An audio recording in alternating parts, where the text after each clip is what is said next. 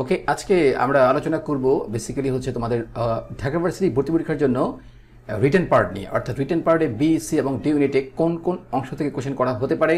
Even আমরা তোমাদের previous ইয়ারের কোশ্চেনের কিছু রেফারেন্স দিয়ে আমরা আলোচনা করব যে আমাদের লিখিত অংশের জন্য অর্থাৎ রিটেন পার্টের জন্য কীভাবে পড়াশোনা করা উচিত। আর তোমরা হয়তো অবগত আছো যে রিটেন পার্টের এই যে একটা ঝামেলা, এটা আমি ঝামেলাই বলব বিকজ ছেলেমেয়েরা এমসিকিউ অংশে খুব ভালো করা সত্ত্বেও রিটেন পার্টের কিছু টেকনিক্যাল ভুলের কারণে যেটা হয় যে অনেকেই তার হচ্ছে কাঙ্ক্ষিত লক্ষ্যে পৌঁছতে পারে না। এই সমস্যাটা প্রায় হচ্ছে ছেলেমেয়েদের জন্য, রাইট? তো এই রিটেন পার্টের একটা প্রপার গাইডলাইন আমাদের শুরু থেকে পাওয়া দরকার। আমরা বেসিক্যালি যেটা করি যে আমরা শুরুর দিকে আমাদের ওই যে হচ্ছে এমসিকিউ পার্ট নিয়ে এতটা ব্যস্ত থাকি যে রিটেন পার্টের উপরে আমরা সময় দিতে ভুলে যাই। তো যেটা হয় কি, পরে আমরা আসলে রিটেন পার্টটা খুব ভালো করে কভার করতে পারি না। এবং হচ্ছে রিটেন পার্টের যেটা প্রিপারেশনটা যেহেতু হচ্ছে অনেকটা হিউজ প্রিপারেশন এবং হচ্ছে এটা অনেকটা তোমার বেসিক নির্ভর, সুতরাং এটার প্রিপারেশনটা তোমরা যারা শুরু থেকে নিবে আশা করছি তারা এই অংশে ভালো করতে পারবে। আর তার পাশাপাশি তোমাদের রিটেন পার্টের জন্য প্রচুর এক্সাম দিতে হবে, কারণ এবার পরীক্ষায় অর্থাৎ ঢাকা বিশ্ববিদ্যালয় কর্তৃপক্ষ যে বছর থেকে লিখিত অংশ চালু করেছে, আমরা ছেলে মেয়েদের রেসপন্স থেকে জানতে পেরেছি যে রিটেন পার্টে যেটা হয় যে তোমার হচ্ছে ছেলেমেয়েরা ওই সময়টা সংকলন করতে পারে না। অর্থাৎ সময় অর্থাৎ আমরা তারা বলি টাইম ম্যানেজমেন্ট, ওই টাইম ম্যানেজমেন্ট করতে গিয়ে ছেলেমেয়েরা অনেক সমস্যায় সাফার করে, অনেক সমস্যায় ভোগে রিটেন পার্টের জন্য। তো এই পার্টের জন্য তোমরা যে যত পারো এক্সাম অ্যাটেন্ড করবা, এটা অফলাইন হোক কিংবা অনলাইন হোক। আমি যখন আমার মেইন কোর্স চালু করব তখন ওই কোর্সের মধ্যে আমি এমসিকিউ অংশের পাশাপাশি রিটেন অংশের জন্য প্রচুর পরীক্ষার আয়োজন করব। যারা হচ্ছে পুরান ঢাকায় রয়েছে তারা তো অবশ্যই অফলাইনে দিতে পারবা, আর যারা রয়েছে হচ্ছে অনলাইনে তারা তো অবশ্যই অনলাইনে পরীক্ষাগুলো অ্যাটেন্ড করতে পারবা। অর্থাৎ তোমাকে প্রচুর পরিমাণে পরীক্ষা দিয়ে ওই তোমাদের লিখিত অংশ মানে এখন থেকে কী করতে হবে, নিজেকে আপডেট রাখতে হবে যেন সময়টা তোমার সংকলন হয়। অর্থাৎ তোমার ঢাকা ভার্সিটি ভর্তি পরীক্ষা রিটেন পাওয়ার জন্য যে পরিমাণ সময় দেওয়া থাকে ওই সময়টা তোমার মাথায় রেখে কাজ করতে হবে, রাইট? ওকে, আচ্ছা। আমি দেখতে পাচ্ছি জয়েন করেছো খায়রুল ইসলাম, জয়েন করেছো জান্নাত এজা, ওয়ালাইকুম আসসালাম। জয়েন করেছো আমাদের এখান থেকে শাহনাজ পারভিন, হ্যাঁ ওয়ালাইকুম আসসালাম। জি ভালো আছি, আপনারা কেমন আছেন? সব ভালো আছেন না? আচ্ছা, তাহলে আমরা দেখবো আজকে বেসিক্যালি আমরা প্রথমে দেখবো হচ্ছে রিটেন পার্টের জন্য বি ইউনিট থেকে কিংবা ডি ইউনিট থেকে। অর্থাৎ বি ডি এ রিটেন সিলেবাস অনেকটা একই, তবে যদিও আমি আবারও বলছি যদিও বি এর জন্য মনে হচ্ছে তোমার লিখিত সিলেবাস ওরা দিয়ে দিয়েছে ঢাকা ভার্সিটি কর্তৃপক্ষ, বাট ডি এর জন্য অদ্যাবধি কোনো এক্সাক্ট লিখিত সিলেবাস দেয়নি, রাইট? ডি এরটা একটু ভিন্ন, তবে আমরা প্রিভিয়াস ইয়ারের কোশ্চেন থেকে একটা আইডিয়া করতে পারি। আর তাছাড়া আমি তোমাদেরকে দেখিয়ে দেবো তোমাদের এই লিখিত অংশের জন্য কোন কোন পার্টগুলোর প্রতি খুব বেশি এমফাসাইজ করা উচিত, রাইট? বি, সি এবং ডি এর জন্য। তবে সি এর জন্য ঢাকা বিশ্ববিদ্যালয় কর্তৃপক্ষ কী করেছে, সেপারেট, অর্থাৎ সি এর লিখিত অংশের জন্য সেপারেট একটা পার্ট ওরা দিয়ে দিয়েছে, ওই পার্টের মধ্য থেকে কোশ্চেন করা হয়ে থাকে। আজকে আমরা এই সব কিছু নিয়ে কি করছি, আলোচনা করছি। ওকে, আচ্ছা, শুরুতেই আমরা যে বিষয় নিয়ে আলোচনা করব সেটি হচ্ছে আমাদের তোমরা দেখতে পাচ্ছ বি এবং ডি এর জন্য লিখিত অংশ থেকে কোন কোন পার্ট থেকে কোশ্চেন করা হতে পারে। ওকে, চলো দেখা যাক। প্রথমেই থাকতে পারে কম্প্রিহেনশন। যদিও এ পর্যন্ত আমাদের 19-20 শিক্ষাবর্ষ কিংবা 20-21 শিক্ষাবর্ষে 20-21 শিক্ষাবর্ষে কখনোই এই কম্প্রিহেনশন থেকে রিটেন অংশে কোনো কোশ্চেন আসে নাই, রাইট? তারপরে দিয়ে রেখেছে চলে আসতে পারে যেহেতু ওদের সিলেবাসে এটা অন্তর্ভুক্ত আছে, রাইট? তো আমাদের রিটেন পার্টের বি এবং ডি এর জন্য আমরা যেটা ফলো করব, কম্প্রিহেনশনটা রিটেন পার্টের জন্য ফলো করব, এটা আমরা প্রচুর সলভ করবো ইনশাল্লাহ। আমি যখন আমার মূল ক্লাসগুলো শুরু করবো, এগুলো হচ্ছে গাইডলাইন ক্লাস, তো আমরা যখন আমাদের মূল ক্লাসগুলো শুরু করবো ইনশাল্লাহ ওই মূল ক্লাসের মধ্যে আমরা আমাদের লিখিত অংশ নিয়ে বিস্তারিত আলোচনা করবো ইনশাল্লাহ। আচ্ছা, তারপর রয়েছে শর্ট প্যারাগ্রাফ। এটা ভেরি ভেরি ইম্পর্টেন্ট, এটার গুরুত্ব বলে শেষ করা যাবে না, এটা অনেকটা ইম্পর্টেন্ট তোমাদের জন্য। প্রত্যেকে লিখে রাখো, যারা বি এবং ডি এর রয়েছে তারা লিখে রাখো, সেটটা একটু পরে আসছে। এটা অনেক অনেক বেশি গুরুত্বপূর্ণ, বুঝছো? 3 স্টার, 4 স্টার, 5 স্টার, পারলে আরও স্টার, বুঝছো?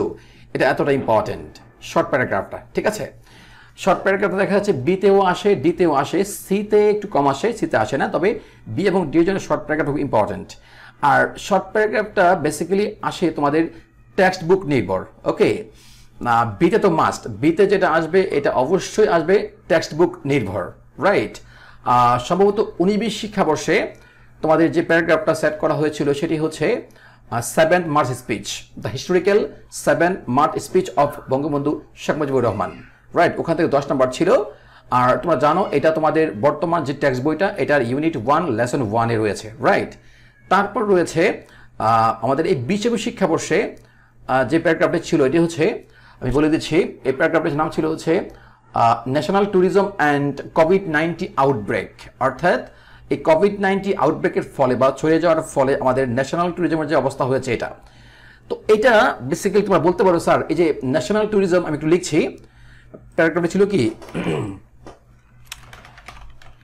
প্যারাগ্রাফটা ছিল হচ্ছে ন্যাশনাল ট্যুরিজম অ্যান্ড কোভিড-19 আউটব্রেক। ওকে, আচ্ছা, এইটা ছিল প্যারাগ্রাফটি। এখন স্যার তোমরা বলতে পারো স্যার এইটার সাথে আমাদের টেক্সট বইয়ের কি সম্পর্ক রয়েছে? এই প্যারাগ্রাফটা আসছে আমাদের এই গত বছর অর্থাৎ 20-21 সেশনে এটা করা হয়েছিল আমাদের বি ইউনিটে ইংলিশ থেকে, রাইট, রিটেন পার্টে। এখন এইটার সাথে আমাদের টেক্সট বইয়ের সম্পর্কটা কি? হ্যাঁ, সম্পর্ক ছিল। যারা, ব্যাপারটা হচ্ছে খুব মজার ব্যাপার হচ্ছে, যারা শুধুমাত্র এইটুকু দেখে অ্যান্সার করে দিয়ে আসছে তাদের কেউ আমি নিশ্চিত শূন্য পেয়েছে, কারণ তারা প্যারাগ্রাফটা বুঝিয়েনি। কারণ এর পাশে ব্র্যাকেটে লেখা ছিল যে তোমাকে টেক্সট বইয়ের রিলেভেন্ট ইউনিটকে কি করতে হবে, রেফার করতে হবে। আই রিপিট, এখানে লেখা ছিল যে টেক্সট বইয়ের কি করতে হবে, রিলেভেন্ট ইউনিটকে রেফার করতে হবে। ওকে, আচ্ছা, এখন এই যে ন্যাশনাল ট্যুরিজম বলতে আমাদের বাংলাদেশের যে পর্যটন খাতগুলো আছে কোনটা কোনটা আছে এবং কোনটার কথা অল্প করে হলেও আমাদের টেক্সট বই উল্লেখ করা আছে। প্রত্যেকে জানো তোমাদের বর্তমান টেক্সট বইয়ের একটা ইউনিট রয়েছে, ইউনিট 12 লেসন 1 না, ইউনিট 12 এর মধ্যে তোমাদের রয়েছে হাকালুকি হাওর, এটা আমরা একটা পর্যটন খাত বলতে পারি। রয়েছে কুয়াকাটা, ওটা আমরা বলতে পারি, এক্স্যাক্টলি, এটা কুয়াকাটা, রাইট, এটা তোমাকে ধন্যবাদ, আমরা কুয়াকাটাকে বলতে পারি পর্যটন খাত। তারপরে রয়েছে হচ্ছে রয়্যাল বেঙ্গল টাইগার নিয়ে একটা কথা আছে, সুন্দরবনের কথা আছে ওখানে, ওটাকে আমরা একটু রেফারেন্স জানতে পারি। অর্থাৎ তোমাকে যে প্যারাগ্রাফটা লিখতে বলছে ওরা ব্র্যাকেটে বলেই দিয়েছে তোমাকে কি করতে হবে, টেক্সট বইয়ের রিলেভেন্ট ইউনিটের, অর্থাৎ তার সাথে তোমার টেক্সট বইয়ের যে প্রাসঙ্গিক ইউনিটটা, ওই ইউনিটটার রেফারেন্স ধরে তোমাকে প্যারাগ্রাফটা লিখতে হবে। এইটা যারা করতে পারছে তারা অল্প লিখে ভালো নাম্বার পেয়েছে, আর যারা এটা ফলো করতে পারে নাই তারা ভালো লিখলেও ভালো নাম্বার পায় নাই, বাট কেউ শূন্যও পেয়েছে। আশা করছি তোমরা এই ব্যাপারটা প্রত্যেকে ক্লিয়ার, রাইট। আর হচ্ছে তোমরা তোমাদের ফ্রেন্ডদেরকে যারা এবছর ভার্সিটি ভর্তি পরীক্ষার্থী রয়েছে প্রত্যেককে তোমরা মেনশন করো, তাদেরকে জানায় দাও যে আমাদের টোটাল 6টা গাইডলাইন ক্লাস হবে। আজকে হচ্ছে 2 নাম্বার ক্লাস, প্রতি রবি, মঙ্গল, বৃহস্পতিবার। তোমরা তোমাদের পক্ষ থেকে প্রত্যেককে কি করে দাও, শেয়ার করে দাও এবং জানায় দাও যে আমাদের হচ্ছে গাইডলাইন ক্লাস হচ্ছে। এবং এই ক্লাসগুলো তোমাদের অবশ্যই প্রস্তুতির ক্ষেত্রে খুবই গুরুত্বপূর্ণ। ইভেন যারা রয়েছে তোমাদের মধ্যে, যারা ফ্র্যাঙ্কলি স্পিকিং ডোন্ট মাইন্ড, যারা কি বলবো, যারা কোচিং এত টাকা দিয়ে করার সামর্থ্য নাই, তাদের জন্য এই গাইডলাইন ক্লাসগুলো খুব ইফেক্টিভ হবে, রাইট। কোচিং মিন্স গাইডলাইন, তাই না? তো যাদের আসলে এত টাকা দিয়ে কোচিং করার সামর্থ্য নাই তারা চাইলে এই গাইডলাইন ক্লাসগুলো করার মাধ্যমে, কিংবা আমি যখন আমরা মূল কোর্সটা শুরু করবো, ওই কোর্সে তোমরা অনলাইনে মোটামুটি অল্প টাকার মাধ্যমে ভর্তি হয়ে তোমরা কি করতে পারো, ইংলিশ প্রিপারেশনটা ফুললি নিতে পারো এবং পুরোপুরি আমার সাথে এবং সার্বক্ষণিক আমি তোমাদের সাথেই থাকবো। পরীক্ষা থেকে শুরু করে একদম ক্লাস নেওয়া থেকে শুরু করে সব কিছুতে আমি তোমাদের সাথে থাকবো। আর যারা রয়েছে আমার খুব কাছের শিক্ষার্থী, যারা আমার খুব নিকটে রয়েছে, তারা তো চাইলে অবশ্যই অফলাইন জয়েন করতে পারো। আর একটা ভালো কথা, আমরা অলরেডি আমাদের অফলাইন বেস শুরু করে দিয়েছি। আজকে ছিল আমার বেসের ওরিয়েন্টেশন ক্লাস, রাইট। অলরেডি আমাদের বেস শুরু হয়ে গিয়েছে ইনশাল্লাহ। হয়তো আগামী 15 থেকে 20 দিনের মধ্যে আমি আরও বিভিন্ন জায়গায়, অর্থাৎ যাত্রাবাড়ি শুরু করব। তারপর তোমার হচ্ছে আমি শুরু করতে পারি হচ্ছে এদিকে ঢাকার ওই যে পুরান ঢাকার নয়াবাজার শুরু করতে পারি। আরও যারা রয়েছে তোমাদের এদিকে রয়েছে তোমার হচ্ছে টিকাটুলি শুরু করতে পারি। সো তোমরা জেনে যাবা, যারা যারা অফলাইন করতেছো তারা তো অবশ্যই অফলাইনে করতে পারবা, আর যারা অনলাইন করতে তারাও করতে পারবা। তবে আমাদের মূল কোর্সটা শুরু হচ্ছে আরও পরে। আমাদের আমরা 6টা গাইডলাইন ক্লাস নেব, তারপরে আমরা আমাদের মূল কোর্স শুরু করছি ইনশাআল্লাহ। আচ্ছা, যাই হোক, কথা হচ্ছিল তোমাদের সাথে প্যারাগ্রাফ নিয়ে। সো ভাই এই মানে ব্যাপারটা হচ্ছে এটা। তো প্রত্যেক বছর বি বলো ডি বলো তোমরা একটা শর্ট প্যারাগ্রাফ পাবা ইনশাআল্লাহ। সো আর তোমাদের যে প্রিভিয়াস ইয়ারের কোয়েশ্চেনগুলো রয়েছে ওই কোয়েশ্চেনগুলো সম্পর্কে আমি তোমাদের একটা আইডিয়া দিব ইনশাআল্লাহ আমাদের পরবর্তী গাইডলাইন ক্লাসে। আজকে আমি তোমাদের জাস্ট সিলেবাসটা নিয়ে কথা বলছি, রাইট। আচ্ছা, তারপর রয়েছে রিঅ্যারেঞ্জিং। যদিও এই রিঅ্যারেঞ্জিং নিয়ে কোয়েশ্চেন এখনো আমাদের লিখিত অংশে আসে নাই, নার্সের বিতে না আসছে ডিতে। তারপরে আমাদের লিখিত অংশ যে বই রয়েছে বাজারে, আমি তোমাদের কিছু বই রেফার করবো ইনশাআল্লাহ। তো ওই বইয়ের মধ্যে রিঅ্যারেঞ্জিং কথাটা উল্লেখ রয়েছে। তবে রিঅ্যারেঞ্জিং বলতে এটা হতে পারে অনেক টাইপের। এটা হতে পারে একটা হচ্ছে সেন্টেন্স রিঅ্যারেঞ্জ, অর্থাৎ একটা সেন্টেন্সকে ওরা করতে পারে কি, মানে দিতে পারে এলোমেলো করে। তোমার কি করতে হবে, এটাকে তোমাকে কি করতে হবে, সেন্টেন্সটা যেখানে যেটা বসবে সেখানে সেটা বসিয়ে কি করতে হবে, সেন্টেন্সটা কি করতে হবে, ওকে করতে হবে। এটা একটা, রাইট, মানে এটাকে বলা কি সেন্টেন্স রিঅ্যারেঞ্জমেন্ট, রাইট। আর একটা হচ্ছে কি প্যাসেজ রিঅ্যারেঞ্জমেন্ট, যেটা আমরা 9-10 করছি, ইন্টারে করছি আমাদের ইংলিশ ফার্স্ট পেপারে, রাইট। ওটা মনে হয় না দিবে। যদি তোমাদের পরীক্ষা আসে তাহলে it should be a sentence narration, sorry sentence rearrange, okay. এটা দিবে, এটা এলোমেলো করে দিবে ইনশাল্লাহ। আমার পরবর্তী ক্লাসগুলোতে ইনশাল্লাহ বা কিংবা আমার লিখিত ক্লাসের অংশে আমি এগুলো নিয়ে বিস্তারিত আলোচনা করবো ইনশাল্লাহ, রাইট। আজকে হচ্ছে কেবলমাত্র গাইডলাইন ক্লাস এবং তোমাদের যে ভর্তির সিলেবাস, লিখিত সিলেবাস সে সম্পর্কে তোমাদের পরিচয় করে দেওয়া, ওকে। আচ্ছা, তারপর রয়েছে 4 নম্বরে রয়েছে ট্রান্সলেশন। এই টপিকটিও তোমাদের খুবই গুরুত্বপূর্ণ। এটা তোমার হচ্ছে ডিতে খুব গুরুত্বপূর্ণ এবং বিতেও গুরুত্বপূর্ণ। বিতে তোমাদের 19-20 শিক্ষাবর্ষের ট্রান্সলেশন আসছিল। এই ট্রান্সলেশনটা আসছে তোমাদের মেইন বই থেকে। ইভেন ডিতে যেটা আসছে ট্রান্সলেশন পয়েম থেকে, যেটা আসছে গত বছর, যেটা মানে 21-22 শিক্ষাবর্ষে, এটা তোমাদের মেইন বইয়ের পয়েম থেকে সরাসরি তুলে দিয়েছে, রাইট। সুতরাং তোমরা যারা হচ্ছে রিটেন পারে ভালো করতে চাও, তাদের মেইন বইটা অর্থাৎ ইংলিশ ফর টুডে বইটাকে তোমার সার্বক্ষণিক সঙ্গী হিসেবে রাখতে হবে এবং তোমার প্রিপারেশনের অধিকাংশ সময়, অর্থাৎ তোমার হচ্ছে তোমার প্রিপারেশনের ইংলিশ প্রিপারেশনের মানে তোমার লিখিত অংশের ইংলিশ প্রিপারেশনের 70% সময় তোমাকে দিতে হবে ওই মেইন বইয়ের মধ্যে। আর যারা যারা রয়েছে আর্টস থেকে, যারা ঢাকা ইউনিভার্সিটি বিতে পরীক্ষা দিবা, তাদের ওই মেইন বইয়ের প্রতি ফোকাস করতে হবে 90% সময়, রাইট। এই মেইন বই নিয়ে আমি একটা সেপারেট ক্লাস নিব, রাইট। তোমাদের ভর্তি পরীক্ষার জন্য মেইন বইটা এতটাই গুরুত্বপূর্ণ মাই ডিয়ার, ওকে। খায়রুল আমাকে প্রশ্ন করেছে, স্যার ইংলিশের কোন বইটা ভালো হবে বিয়ের জন্য? এক্স্যাক্টলি আমি এই বিষয় নিয়ে ইনশাল্লাহ কথা বলবো, তোমরা সমস্যা না। হয়তো আমার ইউটিউবে ভিডিও পেয়ে যাবো, অথবা আমি অফলাইন আমাদের গাইডলাইন ক্লাসে পরবর্তী কোনো ক্লাসে আলোচনা করবো ইনশাল্লাহ। Don't worry about that. Khairul পেয়ে যাবো ইনশাল্লাহ, সাথেই থাকো আর ফ্রেন্ডদেরকে প্রচুর পরিমাণে শেয়ার করতে থাকো ইনশাল্লাহ। আচ্ছা, এরপর রয়েছে আমাদের 5 নম্বর যেটা, সেটা হচ্ছে পাংচুয়েশন অ্যান্ড ক্যাপিটালাইজেশন, ওকে। এইটা থেকে যদিও তোমাদের রিটেন অংশে এখনো তেমন কোনো কোয়েশ্চেন করা হয় নাই, তবে করা হতে পারে। এটা তোমাদের বিএড সিলেবাসে রয়েছে। এখন বিএড সিলেবাসে রয়েছে মানে কি, তোমাদের এটা দিতেও ইম্পর্টেন্ট, ওকে। আচ্ছা, এখন স্যার পাংচুয়েশন থেকে কেমন টাইপ কোশ্চেন আমরা রিটেনে পেতে পারি? এটা অনেকটা হতে পারে তোমাদের, অনেকটা এই যে তোমরা যারা 9-10 করে এসছো, ইন্টারে করছো, এটা বেরি একটা প্যাসেজ দিতে পারে বা দিতে পারে একটা ডায়লগ দিয়ে তোমাকে বলতে পারে যে এখানে কি কি ভুল রয়েছে বা ঠিক করো, এটা হতে পারে। তবে রিটেন পার্টে এখান থেকে কোশ্চেন করার সম্ভাবনা খুবই কম। তারপরেও আমাদের হচ্ছে এক্সট্রা রিস্ক অ্যাভয়েড করার জন্য আমাদের এই বিষয়গুলো অবশ্যই মাথায় রাখতে হবে, রাইট। আচ্ছা, তারপর রয়েছে আমাদের এরপর যেটা ভেরি ভেরি ইম্পর্টেন্ট, এখান থেকে কোশ্চেন করা হবেই। দেখো, এটা হচ্ছে gap filling with or without clue, very important.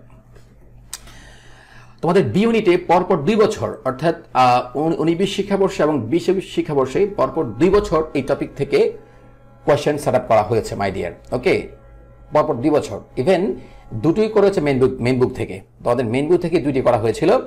So আমি মনে করি তোমাদের এই বিষয়টা সম্পর্কে সিরিয়াস হওয়া দরকার। আমরা ইনশাল্লাহ আমাদের ডিটেইলস আলোচনা করবো আমাদের হচ্ছে মূল ক্লাসগুলোতে ইনশাল্লাহ এই ব্যাপারে,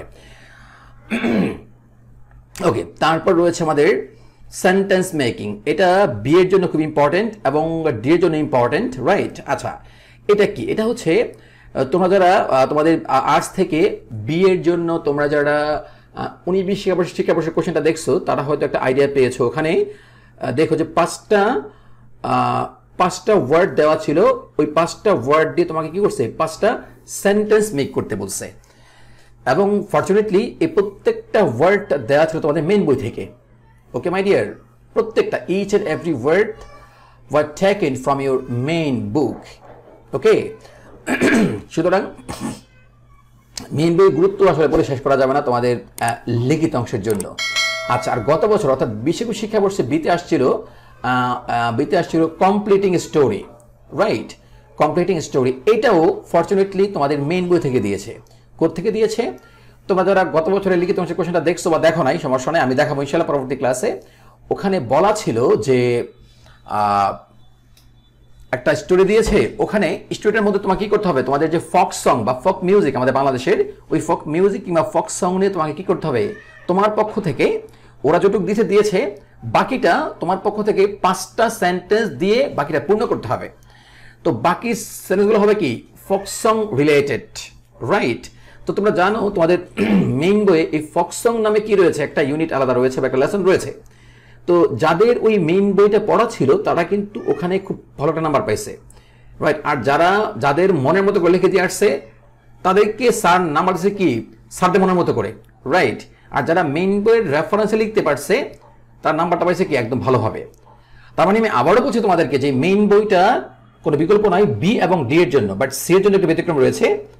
বি এবং ডি এর জন্য মেইন বইয়ের কোনো ব্যতিক্রম আমি দেখছি না। আচ্ছা, অ্যান্ড ফাইনালি সেটা হচ্ছে আমরা যেটা আমাদের একাডেমিকে ছিল তার নাম হচ্ছে changing sentence and transformation of sentence. একই কথা দুইটা মানে একই কথা। এইটা থেকে অদ্যাবধি তোমাদের লিখিত অংশে কোশ্চেন সেট করা হয় না, তবে এটা কিন্তু equally important. This topic is equally important for written for MCQ part also.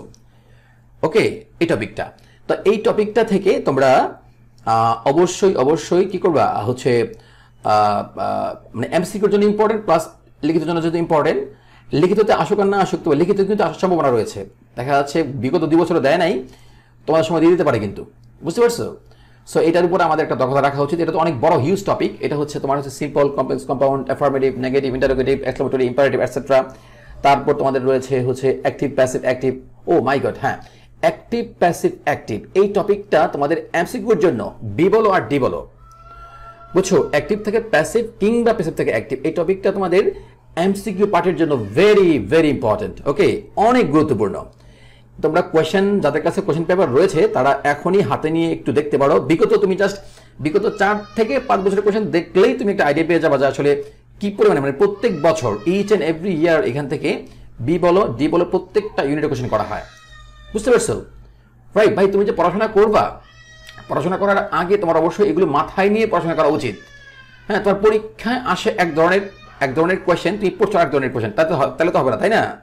তোমার অবশ্যই গাইডলাইনটা জেনে তারপর কি তোমার যুদ্ধে নামা উচিত। যাই হোক, তাহলে এইটা ছিল আমাদের বি এবং ডি এর জন্য লিখিত অংশের সম্ভাব্য সিলেবাস।